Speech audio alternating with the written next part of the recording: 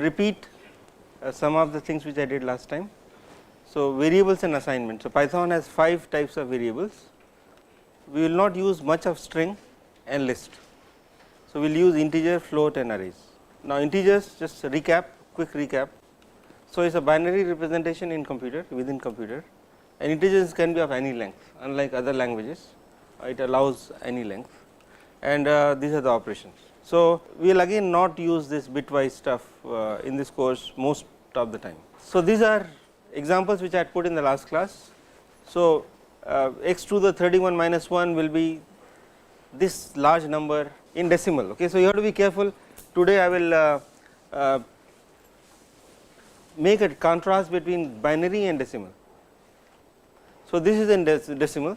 Now, if you want in binary or hex, so this is a representation you did in the homework. I think everybody is happy with it now. You can also do negative numbers, but Python will just say minus of this. The division and remainder. So, this is a division, it is an integer division.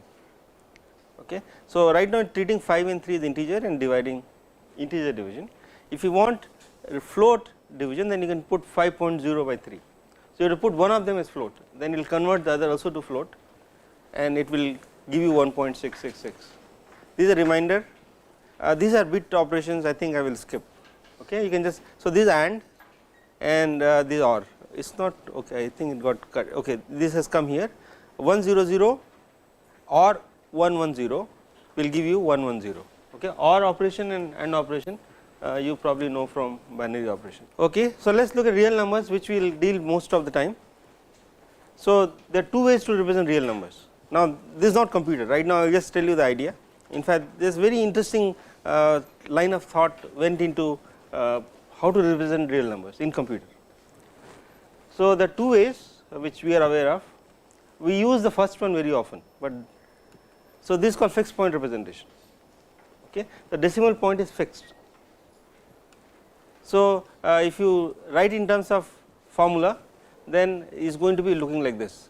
So, the less than 1 numbers will, so this is 1 and this is 1 by 10, 1 by 10 to the power m, and this 10 to the power n. Okay. So, with this you can represent any real number, but here my decimal point is somewhere here, right here. Okay. So, this is called fixed point representation. We use this most often in our daily life. So, let us do an example. So, in decimal number, if you have n equal to 1, so this is n equal to 1 and m equal to 2. So, what are the numbers can I represent? Now, I am limited. Okay. So, if I just have this, then I can't represent all numbers, a very limited set of numbers, and the numbers we can represent will be these. I am focusing only on positive. So, 0.00, so m is 2, so these are the 2 digits, and n equal to 1, so I can go up to 99. Okay. So, that is 99. So, these are the numbers, very limited, right. I mean, this is what you can do. And what is the spacing between 2 numbers is 0.01, but they are uniformly spaced. So, the difference is 0.01, and but it turns out that you can represent only very small set of numbers. The largest number is close to 100 and smallest number is 0.01, smallest non-zero number is 0.01, but you can do better. So, you can do better, and that is what the computer scientists thought about, and they said let us do called floating point representation. It is a fascinating representation. Now, how is it represented? It is written as the decimal part is here, but then you multiply by 10 per e. So, I am right now working with decimal, but the idea of whatever you do in decimal is same as what you do in binary, not much difference. So, we write this, so I have to ensure that a naught is non-zero. Okay, you make a naught non-zero, and then any number can be represented like this. You may need large m, but you can represent any number. Now, it turns out you can increase the range with this representation. I can get more set of range of numbers, not more set, range of numbers. So, let us do an example. I will go quickly, this is very obvious, but it is very interesting thing to notice. So, it has m plus 1 significant digits, right, because this is m plus 1 significant digits, and we need to keep some digits for exponential. So, let us do an example with m equal to 2 and 2 digits for e. So, I am again using 4 digits. So, with so what is the set of numbers I can represent. So, now my E is 2 digits means minus 99 to 99, okay. Range increased from minus 2 to minus 99. Of course, my number is 1.00, so the this part is 1.0 and 9.9, right. This is obvious. This is. Now, let us look at, are the numbers uniformly spaced in this representation? They are not uniformly spaced. So, they are uniformly spaced for one single E, but then you jump to E, go to next E, then there is a jump. So, to see an example, I like this idea, so I wanted to communicate to this this part 1.0. So, here I am making exponential, E is 1. So, spacing is 0.1 clearly. Now, when you go to E equal to 1, that means I am multiplying by 10. So, multiply by 10, then what happens? So, I have 1.0 times 10. So, it is 10, this is 11, 12. So, the number spacing has become 1. So, my spacing is not uniform in floating point representation, but I increase my range. Now, if you have the choice, which one will you choose? Of course, for computer this is the best, because I want to represent huge number of numbers, very small and very large. But even for realistic, like for physics, this is more natural. You look at nuclear scale, then you go to molecular scale, then you go to biological scale, then human scale, astrophysical scale. We always do this. We do not use, in fact, we do for our daily lives decimal as a fixed point number, but really the nature is built with this. A different scale, you need this representation. So, nature is doing this. So, it's in fact no wonder computer we need this. Well, I mean this is a somewhat same phenomena in computer and real life, or in nature actually I would say, not real life, nature. Okay. Now, in computer how do you represent the real number in computer? Now, this is idea, but instead of 10 you replace by 2. So, that is binary. So, this is for double, this for double. So, 1 bit for sine, 11 bits for exponential, and 52 bits for precision, the decimal number. Okay. So, it will look like this, 1 for sine. So, if it is 0 then it is positive and 1 is negative, and this is b minus 1 to minus 52, this is 52 bits, and exponential is represented, whatever number is here you subtract minus 1023. So, that will give you negative exponent as well as positive exponent. So, it is very simple algebra which I will not belabor on. So, you can go from minus 308 exponent to 308, which is a big number. So, in meters universe length, universe size will be less than this, or in centimeter it will be less than this, but you have to still have to be careful. Suppose you want to exponentiate inverse size over power 10, then you will exceed this. Okay. So, you have to be careful when you do exponential, that is where you may exceed exponent. And the precision, how do I know the precision? So, precision will be the difference between two consecutive numbers. So, all the bits are zeros except the last bit when I subtract two consecutive numbers, is that correct? 52, and that means my number, the difference between two consecutive numbers is 2 to the power minus 52. Okay. This is binary. So, I have to take power with 2, and that happens to be 10 power minus 16. Okay. So, my precision is only 16 digits, anything beyond I can't represent in my computer. If you need more precision, which sometimes people ask for it, then you need to code separately. So, there are some libraries available. So, you can use, you can go to, I mean you can use, we can double this. Now, the present computation standard is double. Now, there is enough RAM, there is enough communication. So, people use standard double. If you want float, then instead of 64 bits, this is 64 bits, you use 32 bits, and 32 bits the numbers decrease.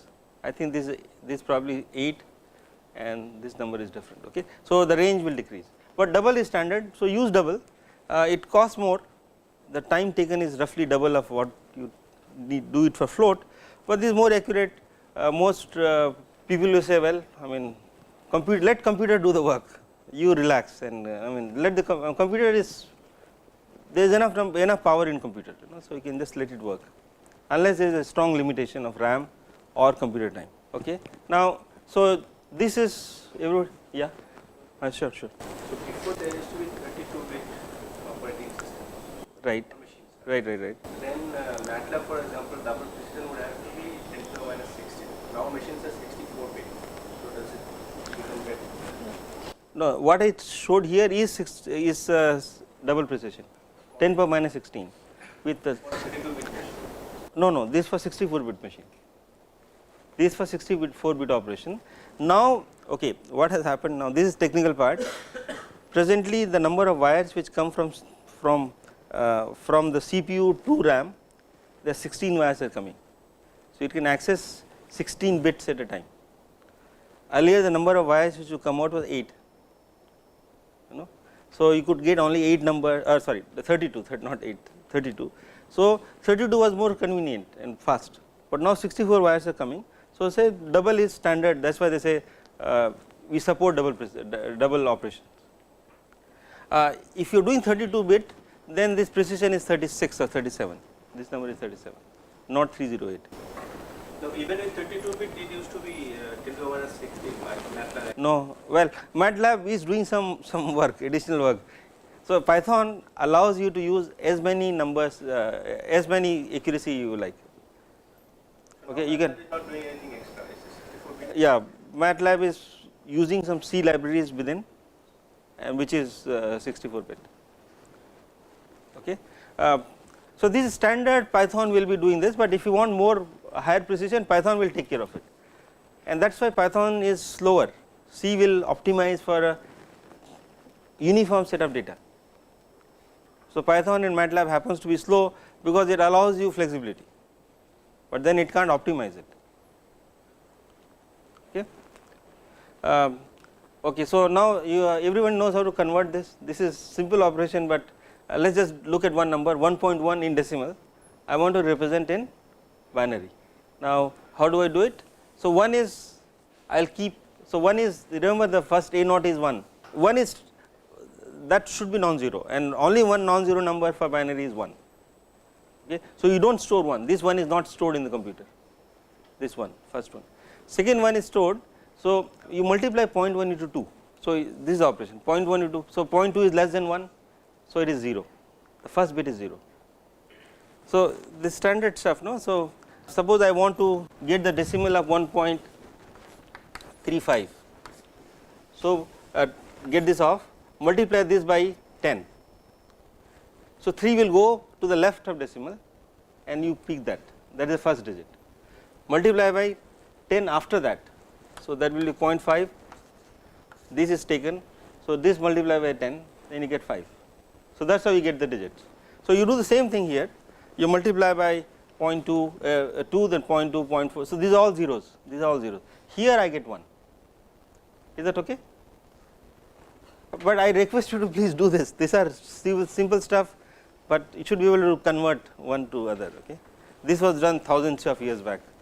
So you get 1 here, then 0.6 is remaining. Again keep multiplying, they get 1 here, and do this. Okay.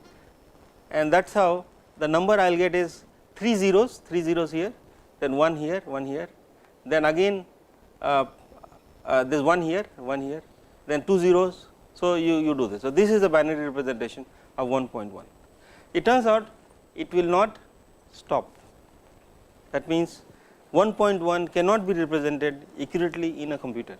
Decimal, yes, 1.1 is, again 1.1 is possible to represent using 2 digits, 2 decimal digits, but not with binary computer. Here you see is a recurring digit. So this will recur. After 0.2 it will recur, no? So it's a recurring, and it cannot be represented accurately in computer. So these are problems.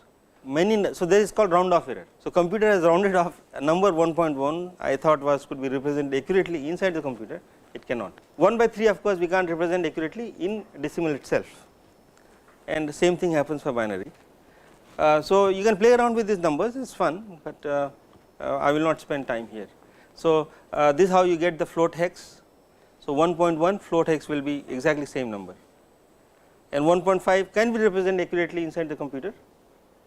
It is 1.001, sorry 1.10, 1.1 is 1.1 in binary, because 1 by 0.1 will be 1 by 2 and 1 by 2 is 0.5.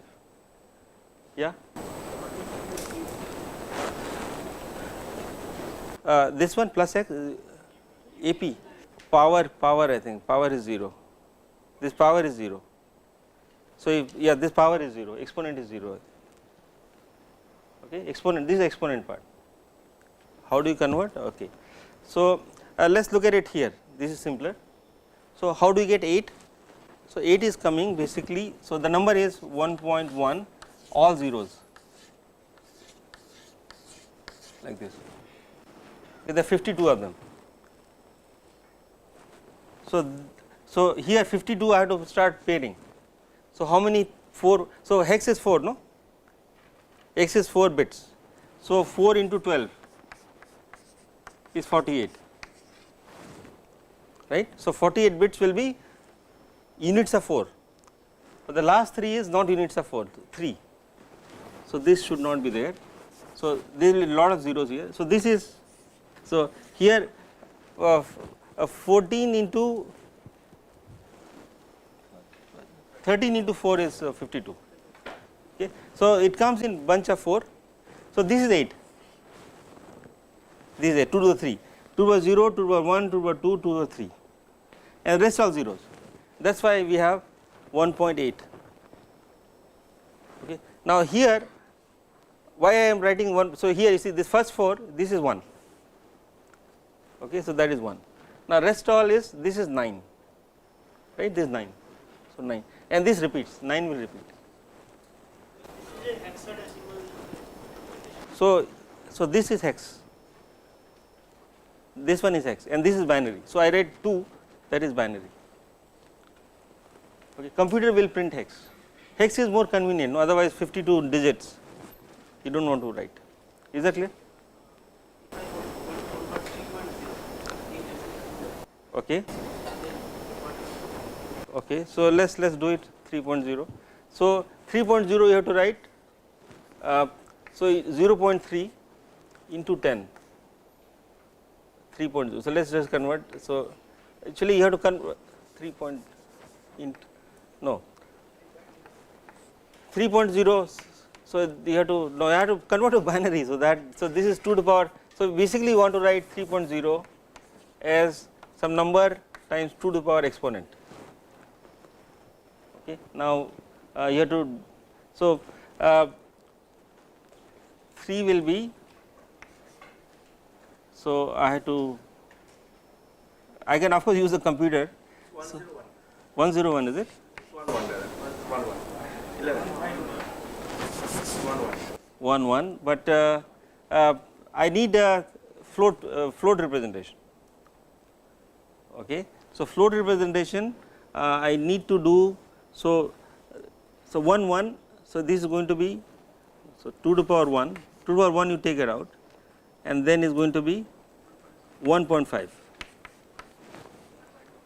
Okay. So, so this is how you will represent. So, this is going to be 1.1 into exponent will be 1, 2 to the power 1.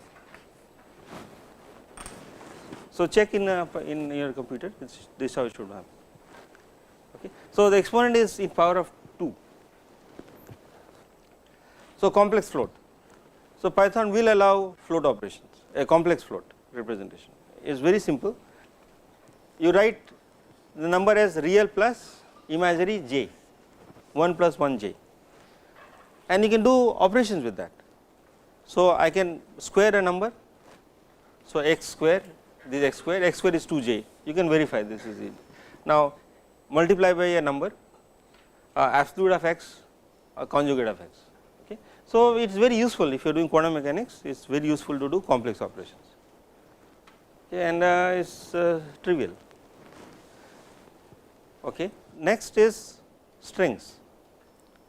We do not use very often, but computer scientists use all the time. In fact, everything is manipulation of strings. I feed in my program, right now this computer is manipulating string. displaying it and all that. It's just a string manipulation. So how is string represented? So take variable x and you just say within double quotes or single quote, double quote are interchangeable. So x is, this is string, okay. So this is a variable, x has a value, this string is stored in x. So please keep in mind, if you are not used to computing, when I say x equal to something, it does not mean I am equating it, this means I am assigning to x, okay. This is not equal operation in math, the assignment operation. So x will get this assignment of the full string and store it, we do not need to worry about how it stores, it stores. Now when I say, so in this is straight from Python, okay. So I just cut pasted, so in is input and out is output. I do not have different colors on this string, I just cut pasted in this keynote. So this will, you will get exactly same on your computer. So when I say x means I am asking what is x, and the answer is this is string, okay. We will come within quotes saying that it is a string. Now I can add something to that string, this is called concatenation, you can concatenate. So I add something to string, so x plus you just say any string. So now the new string, which is bigger string, is this string, high string, okay. So you can add string, you can delete string, part of it. So all that operation can be done. We will not do this in our course, we do, except for input output, okay. So input output is, we need some communication with the computer. So it is very easy. So one standard way to output a variable is print. You can print it on the screen and also you can print to a file, okay. That I will not discuss right now. You can print numbers to a file or put numbers to a file, that part I will discuss later. I mean, if a large arrays weather data, so you want to put it in a file and that will be done later. Right now you can output a number x equal to 5 is a print x. Of course one simple way is to just say x, it will give the value of x, you do not need to print. So output is for print as well as you can store it some file, but file part we will do later. For input, some homework may have this kind of exercise. So you can so this in, so you can put in the computer x equal to input this, and so what will come out at the bottom will be this, without this, equal to, then you could put a number 10 and it will go in and store in x, okay. But of course one simple way is to do what, put x equal to 10. So in Python you do not need to worry about input output, the C you need to worry about it, but it is a interpreted language, so I just say x equal to 10. What really is meaningful is to operate on data, large data input, well not very large data, but data, let us say 1000 numbers, that you need to read from a file, but that we will do later, okay. So x is already there, so this part you have to enter, you enter it from your keyboard. So we may give homework saying, well put some number and do something on it, so that is how you can do it, okay. The next is important thing which I will just cover for completeness is called list, which again we do not use in physics, but computer scientists use it more often. This is a collection of objects, a list is collection of objects, and these objects could be of different types. So some could be integers, some could be real, some could be string. So one example is, I missed a file, is it? So 1 2 high, so this is 3 numbers 1 2 high, and actually I did seem to yeah, so this is a string, this is a list. So my list is y equal to 1, so you put within brackets, within this square brackets 1 2, and the 3 elements 1 2 and high, okay. Now 2 integers and 1 string is allowed, C will not allow this, but Python allows it. And how are they stored? There are 3 elements 1 2 high, and how do I access it? So I can access by saying this is 0th element. So Python indexing starts from 0, not from 1. So Fortran starts from 1, but C does from 0, and Python also, Python and C have very similar array operation. So it starts from 0. So the indices are index, to catch something you need to get the roll number.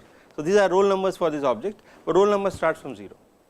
Why 0? Anyone can, I mean, it's very obvious. Why shouldn't we start from 1? Might not be stored. No, no.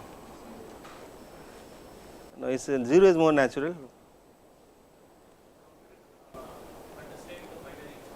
Okay, okay. So addresses are generated, like address is again a binary number. So the first number binary is 000, all zeros. So that's an address, it's a valid address. My house number is 0, it's a valid address. Okay. So that's a so you when you start that creating the addresses, you start with 000, then 0001, like that. So 0 is the first number for address, and it is, that's how it starts. So C started this notation, and the address is 0, first 0. So 0, then 1 and 2. You can also say from minus. So minus 1 is the last element. So minus 1, minus 2, minus 3. So you can go from the right to the left. So I can access it using yi. So these are what I printed. So y0 is 1, y1 is 2, y2 is high, and y minus 1 is high again. So this is an illustration, it works. Okay. So you can access, if the last element is y minus 1, you do not need to say, if you do not know the size, it is very useful. You can also get the size of this array, not array. So the list, y is the list, called len, length. Len of y will give the length. Now here this is in square bracket. Okay. So access is by square bracket, and when I say so all the function calls are with small brackets. So arguments will go in small brackets. So you have to be careful with what you are using. You can delete an element. So I can delete y1. So y1 will be second element, not the first element. So if you delete the y1, then what is left is 1 high. Okay. So you can do these operations with list. But list is, since it has any kind of elements are allowed, any type of elements, it is not very fast. So what people have done, so I will just tell you a few more operations with list. You can, if you say star 2, it does not multiply because it is not integer or float. So it will just double it. So you can see that there are 6 elements and this doubled. You can add a new element, 10 is added in this. Append, so append is, I appended 2 elements, 3 in computer. So append is very nice operation, and you can pop, you can basically access. So this pop is access. So pop 2, third element, pop 2 is third. No? So this is a confusion, you have to get used to 0, 1, 2. That's so these are operations for the list. We can do slice. So we can get part of the list, not full list, but part of the list, which is useful. So this is tricky part. Okay, this is confusing. So I just want to spend a bit of time on this. So India has 5 characters. So I am storing it as a string. So it has 5. So x equal to India. So it has 5. So if I say x0, it will be 1 I, x4 will be a.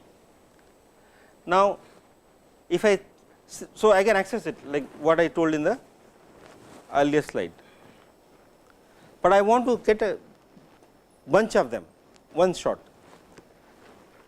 So if I say 0 colon 3, what should I expect?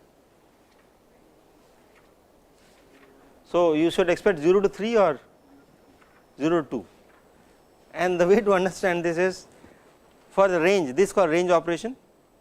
The range operation is not starting from the middle, range operation is starting from the wall. So India is stored, this stored with these are boxes and there is a wall of the box, you know. So this index is the wall index, not the index of the house. So it is the wall of the house, you know, wall of the rooms. So so this is 0 is the first wall, second wall, third wall, fourth wall. So I say what is contained between 0 wall and third wall, and that will be IND. So if you think like this, you will get it right. So you have to just, so the range object is a slightly different than indexing, and that is the convention followed in Python. I mean why they did it I do not know, but this something was starts and then this continues, you do not want to change it. So range is also an operation, range is also a function, range, so you can give 0 to 3, it will give you 1 to 3. You can also say range 3, that is the same thing as 0 1 2. Okay, range 3 is not 0 to 3, 0 to 2. So this is about list. Now we will come to arrays, and this is called NumPy arrays. So what is NumPy? So NumPy is numerical Python. Okay, we focus on NumPy can do various things, but we will just focus on NumPy is a array of numbers, integer and real, and this is what we will use in our course. We are going to focus on NumPy arrays. So this is example of NumPy. So how we write NumPy array? Now you shouldn't say y equal to 1 bracket 1 comma 2, that will be a list. So array is a library. Now I will just make one more remark, that when we say pylab, IPython minus minus pylab, so pylab imports various libraries. Okay. So one of the libraries it imports is NumPy, numerical Python. So it has very rich operation on arrays, which I will show you some of it. So if I say 1 colon 2, that is a list, that is part of standard Python, but NumPy has, you have to say array within brackets. So this is the argument of a function called array. Array is a function, okay, with coming in square in a small bracket. Fine. So this is, it will, this is same objective as list, except it will be fast and is limited to numbers. For our course we will just stick to numbers. So you should use this, not 1 comma 2, because many operations will not be allowed on list. Like if I say y star 2, you saw that it is not multiplying the by the elements by 2. I wanted to multiply by 2, but this will do it. So if I just say y star 2, then it will multiply each element by 2. Okay. So this is quick, no? If you wrote in C, you have to make a loop. So this does in one shot, this multiplies by 2. You can get the size of the array, or you can say length. This, I prefer this. This is preferred. Okay, length len y. You can add a number to each element. So y plus 3 is adding to each element of y a number 3. So it will give you 4 comma 5. So this is useful operation which you will need to do later.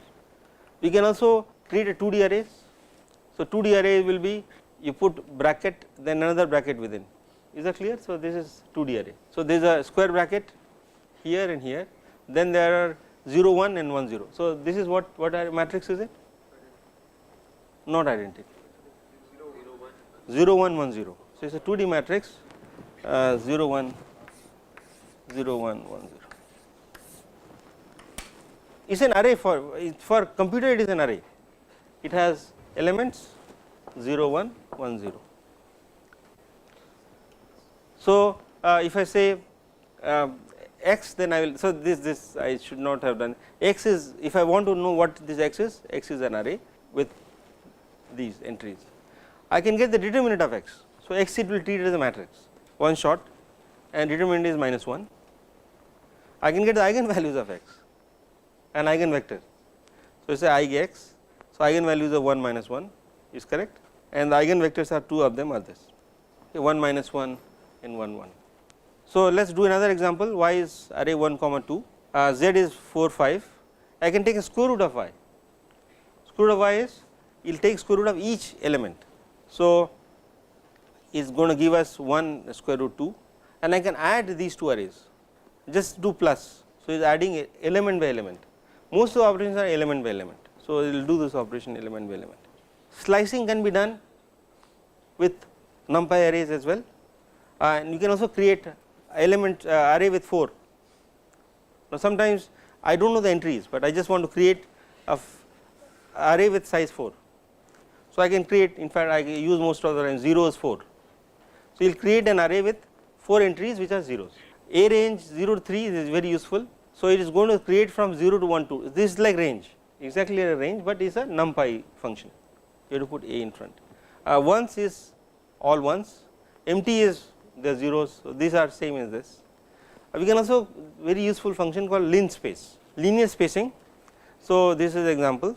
I want to create numpy array with 9 elements which are equispaced from 1 to 2 inclusive of 1 and 2.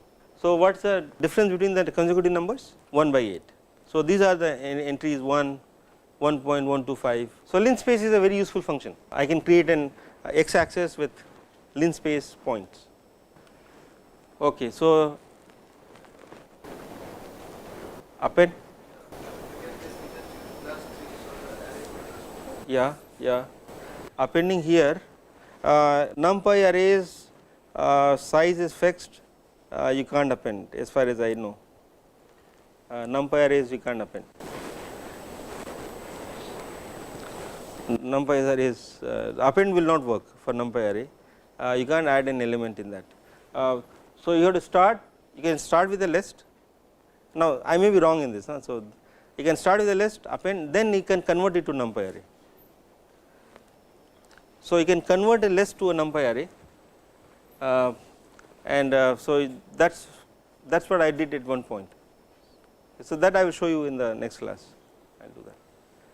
So, is that okay? Just one. So, let us answer his question first.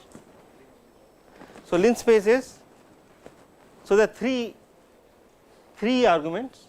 First is the starting number, second is the last number, and how many points will be there including these 2 points. So, there are 9 points. So, how many? So, you create a size of the array, create an array of size 9. So, that is the third argument. Okay. So, I want a size 9 array with 1 and 2, and all the elements must be equispaced. So, this is the answer. Okay, one more question.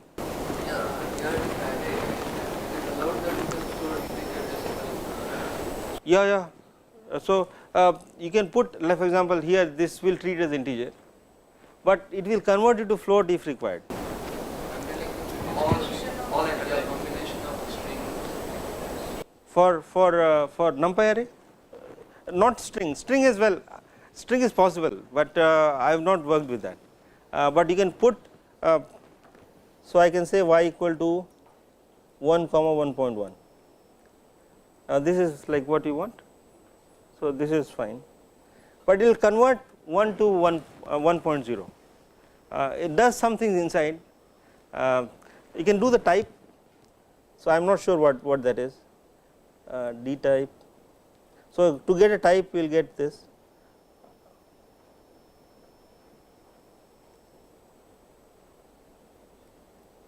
Is integer, float. So, right now it is storing as integer and float, but when required it will change. So, Python is not strict typing. So, type will be changed according to the need. Same variable y, or let us say, so this is example. I think I will not start the next set of slides. I can say 5, then same x I can put 11.0. So, right now x is integer, but now it will become float, same x, okay, which is not allowed in C. So, you can't store a float number in an integer. I could also do a string. So, it is not a strict typing. So, that is why it is easy to program, you do not need to worry about types, but also it is inefficient and prone to errors also. No? So, some variable you thought it is 5, but somewhere you made it 11.0 or string. So, you need to be careful. Typing is very useful for large codes, strict typing. One for efficiency, second is errors. You do not do errors. Now, this part I will not delve into it. Okay. So, following typing is useful, but Python the power is because you do not type it. Means you understand what is integer, float, string, they are called type, what type of variables they are.